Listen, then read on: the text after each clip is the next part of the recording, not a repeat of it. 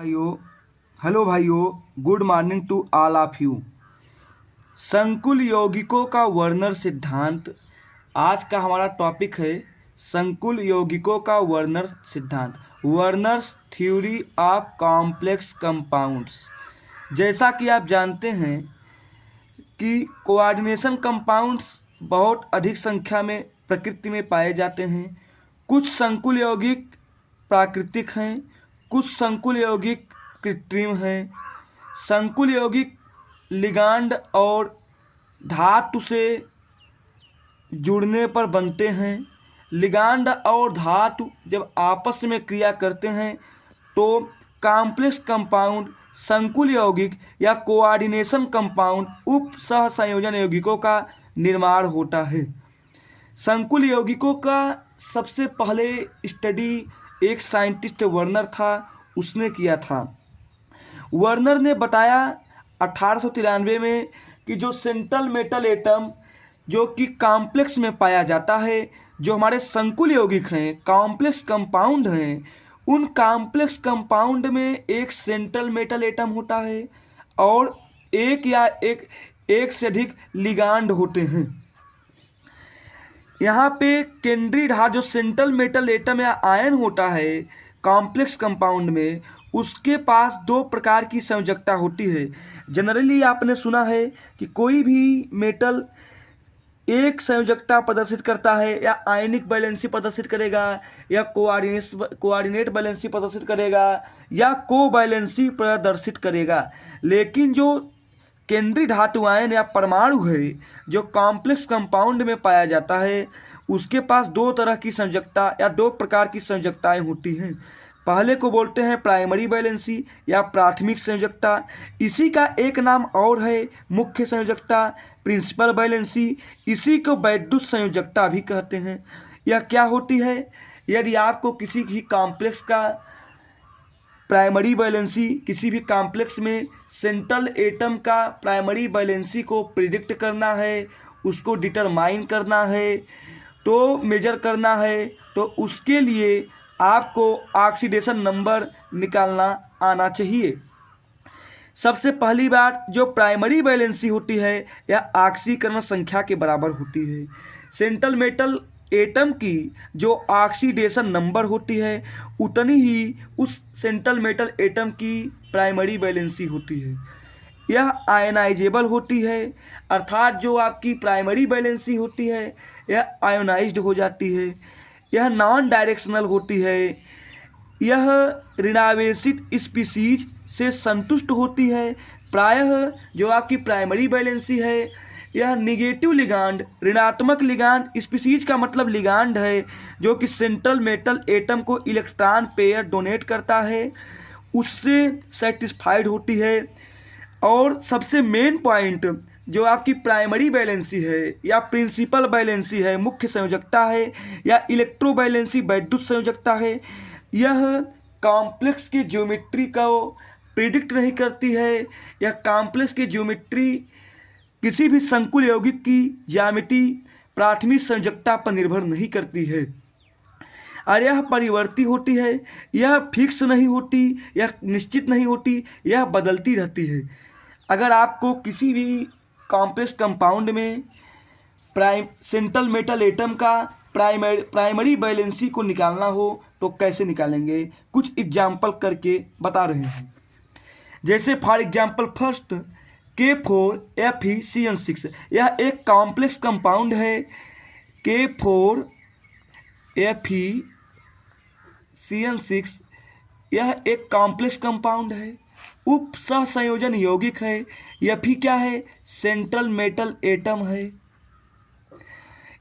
अगर हमको इस सेंट्रल मेटल एटम की प्राइमरी बैलेंसी को बताना है या निकालना है तो हमें इस कॉम्प्लेक्स में उपस्थित सेंट्रल मेटल एटम अर्थात इस Fe का ऑक्सीडेशन नंबर निकालना होगा। इसको ऑक्सीडेशन नंबर निकालने के लिए पोटेशियम जो है उसके ऊपर एक पॉजिटिव चार्ज होता है और यहाँ पे 4 पोटेशियम है, तो 4 × 1 प्लस इसको x मानेंगे जिसका निकालना है। Cn क्या है? लिगांड है या निगेटिव लिगांड है, इस पर एक निगेटिव चार्ज होता है। यहाँ पे 6 हैं तो -6। पूरे कॉम्प्लेक्स पर कोई भी चार्ज नहीं है तो बराबर 0 कर देंगे, तो यहाँ पे x की वैल्यू +2 आ जाएगी। तो यहाँ पर जैसा कि आप देख रहे हैं x की वैल्यू +2 है, अर्थात यहाँ पे Fi की प्राइमरी वैलेंसी +2 है। Fi की प्राथमिक संयोजकता या मुख्य संयोजकता 2 होगी, 2 होगी। एक कॉम्प्लेक्स ये है CuNH3 4SO4। इसमें आपको प्राइमरी वैलेंसी निकालना है सेंट्रल मेटल एटम या आयन की।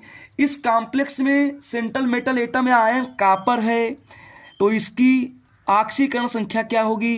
कॉपर का ऑक्सीकरण संख्या निकालने के लिए इसकी ऑक्सीडेशन नंबर को x मानेंगे, क्योंकि हमें इसका पता नहीं है, इसी को निकाल रहे हैं। अमोनिया पे 0 चार्ज होता है, 4 जुड़े हैं तो 4 × 0, और सल्फेट आयन है -2।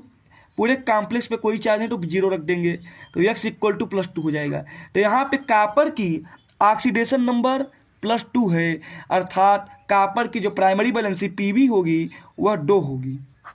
मतलब कि प्राइमरी वैलेंसी, मोटी मोटी बात कहें, प्राइमरी वैलेंसी बराबर होती है सेंट्रल मेटल एटम या आयन के ऑक्सीडेशन नंबर के बराबर होती है। द्वितीयक संयोजकता। द्वितीयक संयोजकता या उपसह संयोजकता क्या है? सबसे पहले यह प्रबल होती है या स्ट्रांग होती है।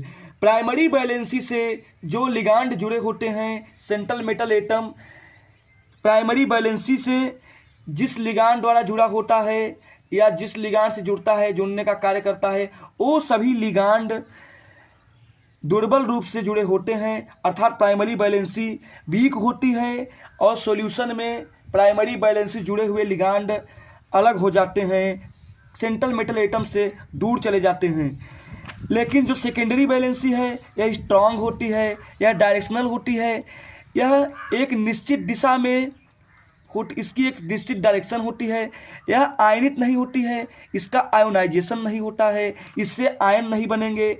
जो भी स्पीसीज या लिगांड सेंट्रल मेटल एटम या आयन से जुड़ा होगा द्वितीयक संयोजकता द्वारा वह ब्रेक नहीं होगा, वह सॉल्यूशन में आयंस के रूप में नहीं टूटेगा। यह कोऑर्डिनेशन नंबर के बराबर होती है, जैसे कि प्राइमरी वैलेंसी ऑक्सीडेशन नंबर के बराबर होती थी, ऐसे ही जो सेंट्रल मेटल एटम की दूसरी संयोजकता अर्थात द्वितीयक संयोजकता या उपसह संयोजकता होती है, कोऑर्डिनेट वैलेंसी होती है, यह बराबर होती है कोऑर्डिनेशन नंबर उपसह संयोजक संख्या के। संकुल यौगिकों में केंद्रीय तत्व की द्वितीयक संयोजकता की संख्या निश्चित होती है, यह एक फिक्स होती है, अर्थात हम सेंट्रल मेटल एटम की यह इच्छा होती है कि हमारी द्वितीयक संयोजकता हमेशा फिक्स हो, एक फिक्स नंबर हो, यह बदलती नहीं है। जनरली यह चार्ज स्पीसीज उदासीन लिगैंड या आवेशित लिगैंड, धनावेशित लिगैंड, ऋणावेशित लिगैंड द्वारा संतुष्ट होती है। यह उपसह संयोजन परिसर का निर्माण करती है। द्वितीयक संयोजकता संकुल यौगिकों की ज्यामिति का निर्धारण करती है। सेकेंडरी वैलेंसी से कॉम्प्लेक्स की ज्योमेट्री का प्रिडिक्शन किया जा सकता है। एक कॉम्प्लेक्स है K4Fe6, इसमें सेंट्रल मेटल एटम Fe है या केंद्रीय धातु Fe है। इस Fe की यदि हमको द्वितीयक संयोजकता निकालना हो तो इसकी कोऑर्डिनेशन नंबर हमको पता होनी चाहिए। हम जानते हैं यहाँ पे 6 लिगांड हैं जुड़े हैं, और साइनाइड जो हैं वो मोनोडेंटेड लिगांड हैं, तो 6 × 1 = 6। यहाँ पे 6 साइनाइड लिगांड हैं, अर्थात यहाँ पे सेंट्रल मेटल एटम या आयन जो कि Fe आयरन है, इसकी कोऑर्डिनेशन नंबर 6 है, अतः इसकी सेकेंडरी वैलेंसी Sb 6 होगी। सेकेंडरी वैलेंसी 6 है, अर्थात इस कॉम्प्लेक्स की ऑक्टाहेड्रल ज्योमेट्री होगी, क्योंकि सेकेंडरी वैलेंसी कॉम्प्लेक्स की ज्योमेट्री को प्रिडिक्ट करती है। अब एक एग्जाम्पल है, इसमें आपको बताना है कि इसमें कोबाल्ट जो है, जो कि सेंट्रल मेटल एटम है या केंद्रीय धातु है, इसकी प्राइमरी वैलेंसी कितनी होगी, इसकी सेकेंडरी वैलेंसी कितनी होगी।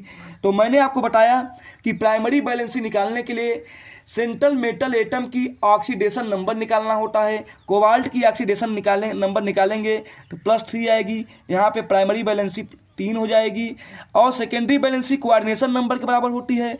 यहाँ पे अमोनिया लिगांड हैं, अमोनिया की संख्या 6 है, अमोनिया मोनोडेंटेड लिगांड है, 6 में का गुणा करेंगे 6 आएगा, और यहाँ पर सेकेंडरी वैलेंसी 6 है।